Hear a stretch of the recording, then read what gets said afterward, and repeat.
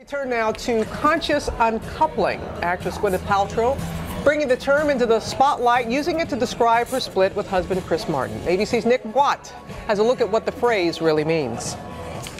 Conscious uncoupling. That's what Gwyneth Paltrow and Chris Martin say they're up to. Not divorce, conscious uncoupling.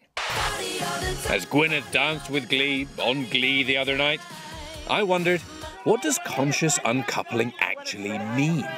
I think the most healthy way to define conscious uncoupling is that we agree to separate. You're not going to fight. You're not going to argue about money. So it's a constructive, respectful and private alternative to, let's say, the Charlie Sheen and Denise Richards route of courtrooms and custody battles. With the divorce rate at 50% and climbing, maybe we should all read this essay posted by Paltrow, written by two relationship therapists who proclaim it's conscious uncoupling that prevents families from being broken by divorce. They say we're now just living too long.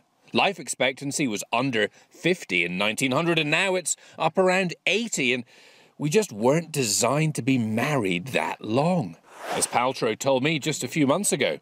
It's not easy to be married for 10 years. Apparently 10 years was enough. The couple said in their Splitsville statement, while we love each other very much, we will remain separate. We are, however, and always will be a family, and in many ways we are closer than we have ever been. I felt actual sincerity in the message. Will this be Alec Baldwin and Kim Basinger? There is not a chance. Every time we've seen Paltrow and Martin together recently while they were working out the end of their relationship, I must say, they did look rather happy. For Good Morning America, Nick Watt, ABC News, Los Angeles. And we're going to bring in child development specialist Dr. Robin Silverman for more on conscious uncoupling and what it can mean for all families. It's wonderful to have you back. Thank you for having me. Shed some more light into this.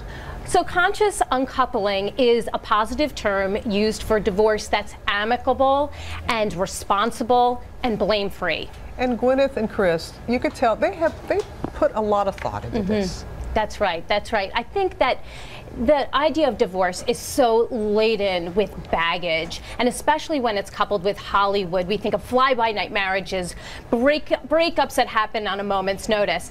And by saying conscious uncoupling, they're divorcing themselves from that term divorce and saying, we're doing this together, we're doing this consciously, and we're doing this for the betterment of our family. So it seems communication then here is the key. It's really the basis of all of this. As a child development specialist then, taking this approach and having that be the focus, the preface really, if you will, how does it impact the children?